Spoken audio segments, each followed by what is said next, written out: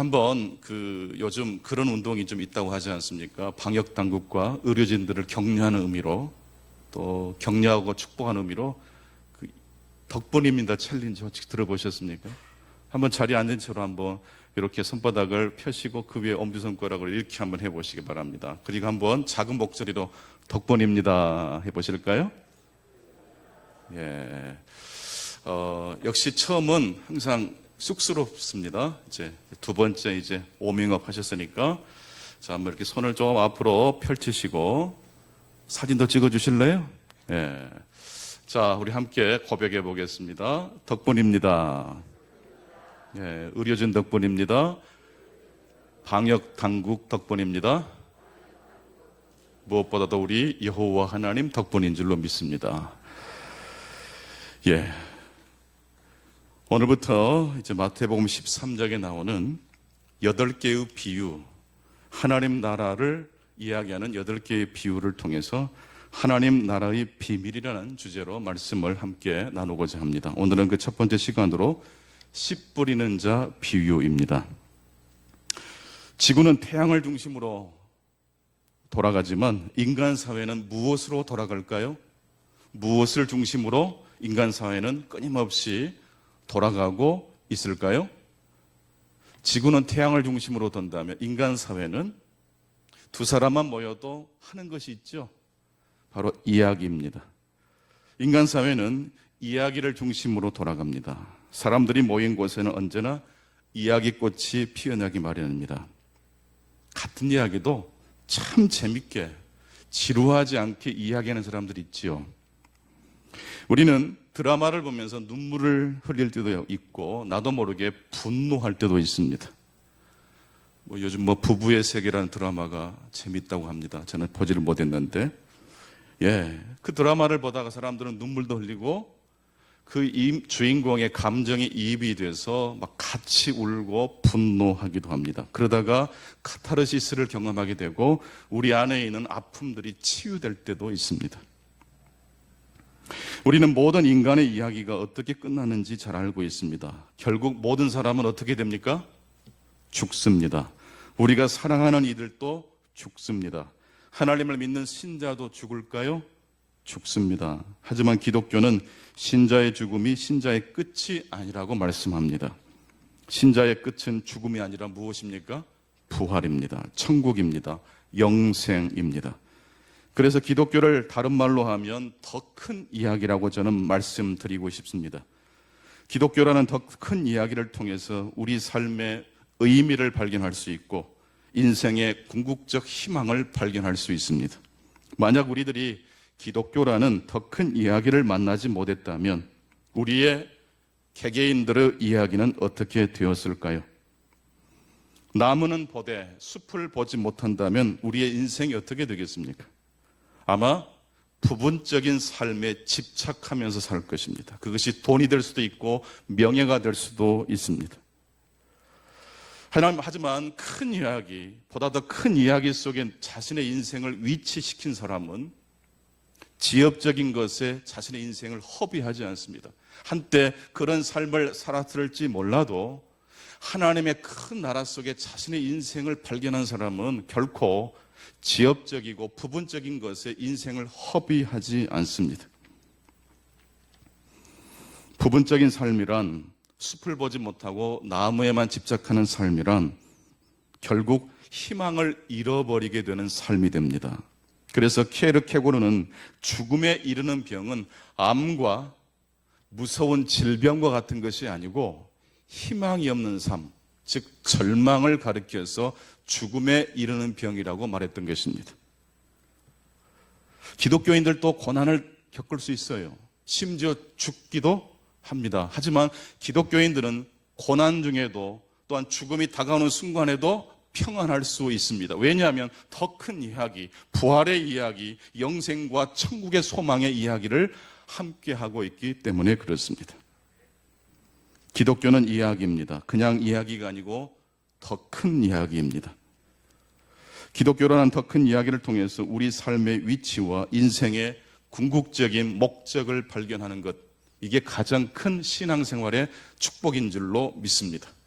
고린도후서 5장 17절에 보게 되면 그런즉 누구든지 그리스도 안에 있으면 새로운 피조물이라고 말씀하고 있습니다. 여기서 중요한 말씀이 그런즉 누구든지 그리스도 예수 안에 있으면, 그리스도 예수 안에 자리를 잡으면 이라는 뜻입니다.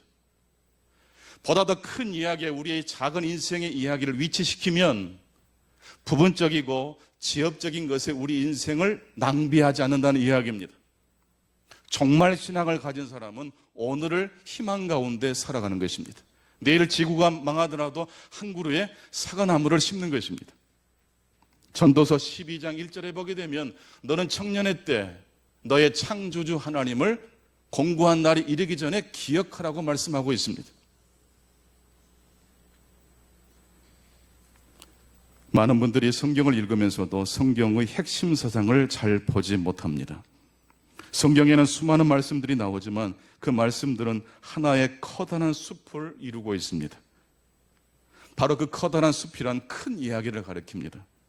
예수님께서 선포하신 그 설교의 중심 메시지가 바로 숲에 대한 이야기입니다. 예수님의 메시지의 초점은 바로 하나님의 나라였습니다.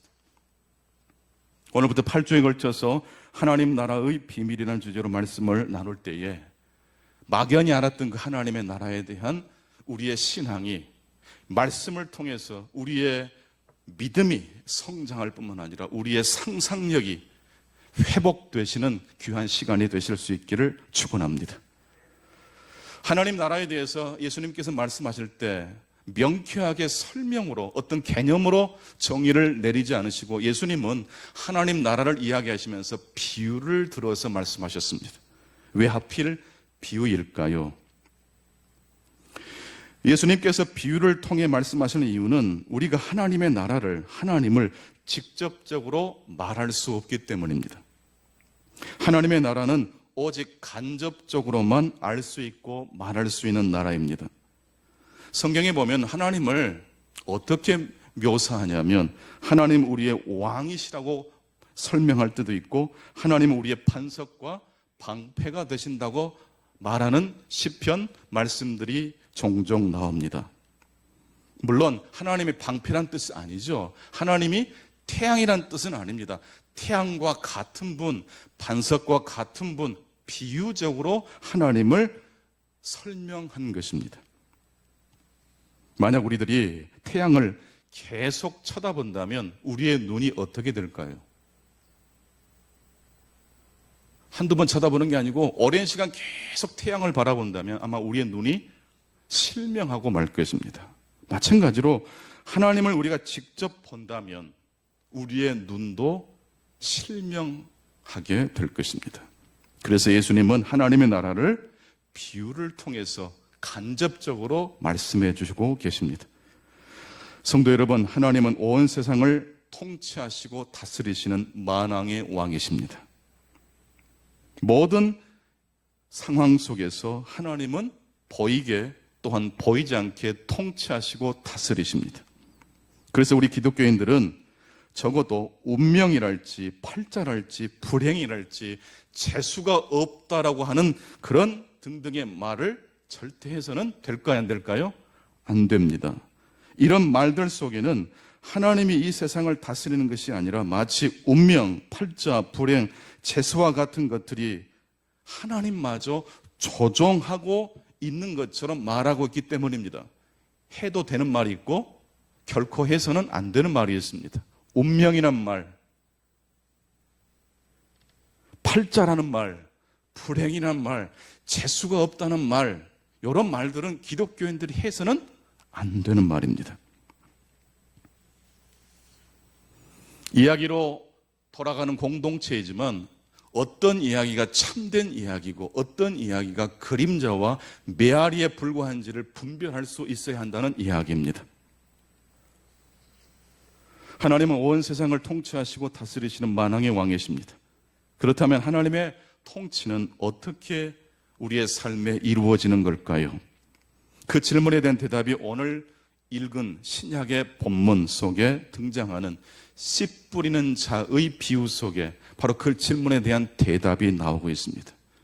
오늘 신약의 본문을 보게 되면 씨 뿌리는 자가 등장하고 그 씨를 뿌리는 토양이 등장하는데 그 토양의 종류가 몇 가지입니까?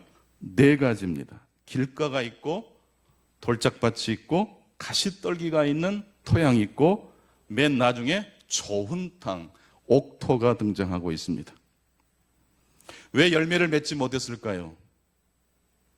단순히 생각해 보면 땅에 문제가 있다고 생각하지 않을 수 없습니다. 그래서 오늘 씨 뿌린 자의 비유를 자칫 잘못하면 4가지 토양의 비유라고 설명할 수도 있을 것입니다. 만약 4가지 토양, 즉 토양의 핵심과 포인트가 있는 것으로 이 말씀을 읽게 되면 이런 질문을 우리들이 자연스럽게 하게 될 것입니다. 그렇다면 우리는 어떤 종류의 밭입니까? 당연히 그런 질문을 던지겠죠. 우리는 복음에 대하여 마음의 문을 열고 있는가 닫고 있는지를 물을 수 있을 겁니다. 3번째, 하나님의 말씀에 대한 반응이 이 비유의 핵심이라면 하나님의 말씀의 결과는 오직 말씀을 받는 그 사람의 마음 상태에만 의존하는 나라가 될 것입니다. 하나님 나라는요, 우리가 동의하지 않으면 오지 않는 나라입니까? 우리가 마음의 문을 활짝 열어야지 우리의 삶에 하나님이 오시고, 우리가 마음의 문을 열지 않으면 하나님은 꼼짝도 못 하시는 철저히 인간의 반응과 태도에 영향을 받는 나라일까요? 여러분, 성경을 읽어보시면 삭개오는 예수님을 자신의 집에 먼저 초대를 했나요? 먼 발치에서 예수님을 바라보다가 예수님의 방문을, 예수님의 만남을 갖게 되었습니까? 삭개오는 예수님을 부를 힘도 없어요. 염치가 없는 것을 알아요. 뽕나무 위에서, 돌감람나무 위에 올라가서 그저 그냥 예수님을 바라볼 뿐이에요. 그러나 그 수많은 군중에 둘러싸여 있던 예수님은 그 사람들 중에 누구를 보십니까? 삭개오를 보시는 거예요. 삭개오가 예수님을 보기 위해서 뽕나무에 올라갔기 때문에 구원받는 것입니까? 그 많은 사람들 중에 예수 그리스도가 삭개오를 보고 삭개오의 삶에 찾아가신 겁니까? 그러나 오늘 읽은 이 신약의 본문에 등장하는 이 비유는 씨 뿌리는 자의 비유입니다. 말씀을 받는 사람들의 반응에 대한 비유가 아니고 씨를 뿌리는 자의 행동에 초점이 맞춰져 있는 비유라는 것입니다. 씨를 뿌리는 자를 자세히 보면 하나님 나라가 보입니다. 하나님의 일하시는 모습을 상상할 수가 있습니다. 씨 뿌리는 자는 예수님을 가리킵니다. 그 씨는 하나님의 말씀, 좀 더 확대해서 해석하자면 이야기입니다. 그냥 보통 이야기가 아니고 하나님의 말씀은 어떤 이야기입니까? 모든 인생들이 어떻게 인생을 살아가야 될 것인지를, 자신의 삶의 위치를 확인하고 궁극적 인생의 목적을 발견하게 도와주는 큰 이야기인 줄로 믿습니다. 씨 뿌리는 자가 씨를 뿌립니다. 근데 어떻게 뿌리고 있습니까? 좋은 밭에만 효율적으로 뿌리는 것이 아니라 아무데나 뿌립니다. 우리 함께 따라서 해보실까요? 아무데나 뿌린다. 이게 오늘 비유의 핵심입니다. 아무데나 뿌립니다. 길가에도 뿌리고 돌짝밭에도 뿌리고 가시떨기가 있는 밭에도 뿌립니다. 좋은 땅에만 뿌리는 자가 아닙니다. 아무데나 뿌립니다. 그래서 오늘 씨 뿌리는 자는 좋은 농부는 될 수 없습니다. 효율적인 농사를 짓는 농부와 비교가 되지 않습니다. 그러고 보면 오늘 본문에 등장하는 씨 뿌리는 자의 비유 속에는 마치 누가복음 15장에 등장하는 둘째 아들과 큰 아들을 마음껏 품으려고 했던 누가 생각이 납니까? 아버지가 생각납니다.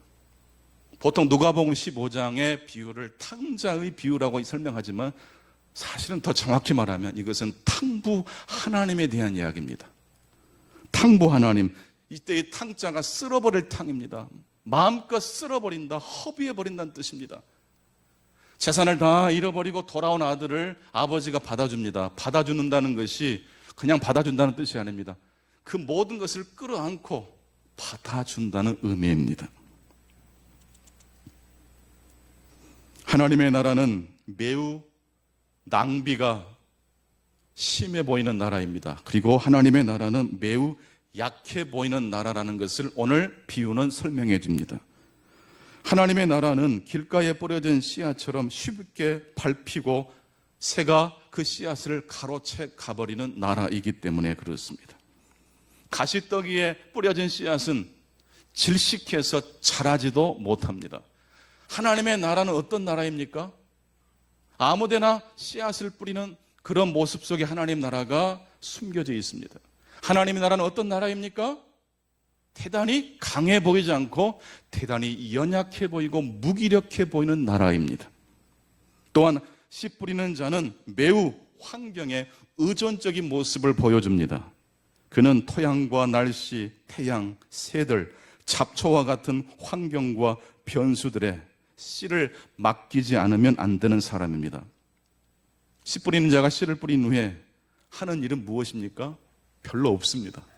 그저 그는 가만히 기다릴 뿐입니다. 오히려 햇빛과 비, 바람과 새들과 잡초들이 땅에 연약하게 누워있는 씨앗의 운명을 좌지우지하기 시작할 뿐입니다. 하지만 오늘 비유는 하나님 나라의 비밀을 담고 있는 비유입니다. 마음을 열고 예수 그리스도를 따르기로 작정한 제자들의 눈에는 이 비유 속에 감춰져 있는 하나님 나라가 보인다는 뜻입니다. 그게 바로 마태복음 13장 11절, 그들에게는, 무리들에게는 이 하나님 나라가 감춰져 있지만 너희들에게는, 제자들에게는 주님을 따르기로 보다 더 큰 이야기에 자신의 인생을 맡기기로 작정한 자들에게는 이 예수님의 어리석어 보이는 이 비유 속에 담겨있는 하나님의 나라가 보인다는 말씀입니다. 오늘 또 여러분의 눈에, 저와 여러분의 눈에 바로 이 하나님의 나라가 보일 수 있기를 축원합니다. 하나님의 나라가 씨 뿌리는 자가 뿌린 씨처럼 이 땅에 온다면, 우리 가정에 온다면, 우리가 살고 있는 이 사회 가운데, 또한 우리가 생활하는 이 믿음의 공동체 가운데 그 씨앗이 온다면 과연 어떤 일이 일어나겠습니까? 아마 이렇게 느릿느릿 어리석게 보이고 효율성이 없어 보이는, 연약해 보이기까지 한 이 하나님 나라에 대하여 어떤 사람들은 저것 봐, 씨를 낭비하고 있지 않는가라고 비판하는 사람도 있을 수 있습니다. 저것 봐, 하나님의 나라에는 대단한 나라처럼 보였는데 장애물이 얼마나 많은지 몰라라고 비아냥거리는 사람도 등장할 수 있습니다. 우리가 아프거나 사업이 잘 되지 않을 때 믿지 않는 사람들이 뭐라고 말합니까? 에이, 하나님 안 계시구만 하고 하지 않습니까? 우리 역시 대답할 거리가 없어서 당황스러울 때가 많았지 않습니까? 그러나 여러분, 그럴 때 오늘 본문 마태복음 13장 1절로 9절에 나와 있는 이 하나님 나라 비유, 하나님 나라의 비밀을 담고 있는 이 말씀을 묵상하실 수 있기를 축원합니다.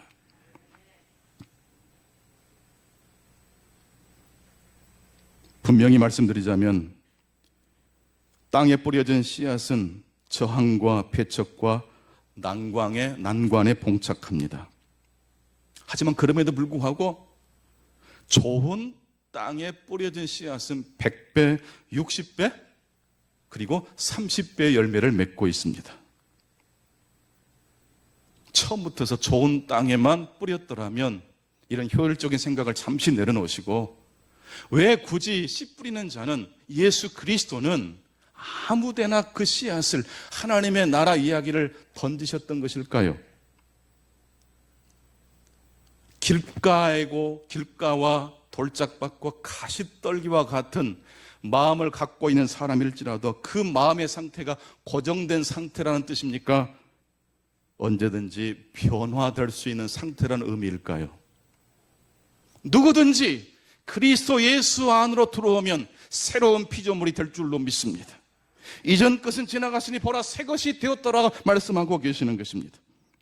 아무데나 씨앗을 뿌린다는 이 농부의 행동 속에는 이 세상이 가지고 있는 효율성과 탁월성과는 비교가 되지 않는 하나님 나라만의 무한한 힘과 비밀이 꿈틀거리고 있는 것입니다. 오늘도 예수님은 우리의 삶에 씨앗을 뿌리고 계십니다. 우리가 믿음이 좋을 때뿐만 아니라 낙심하고 절망 가운데 쓰러져 있을 때 우리 주님은 뭐하고 계십니까? 하나님의 말씀을 뿌리고 계실 줄로 믿습니다.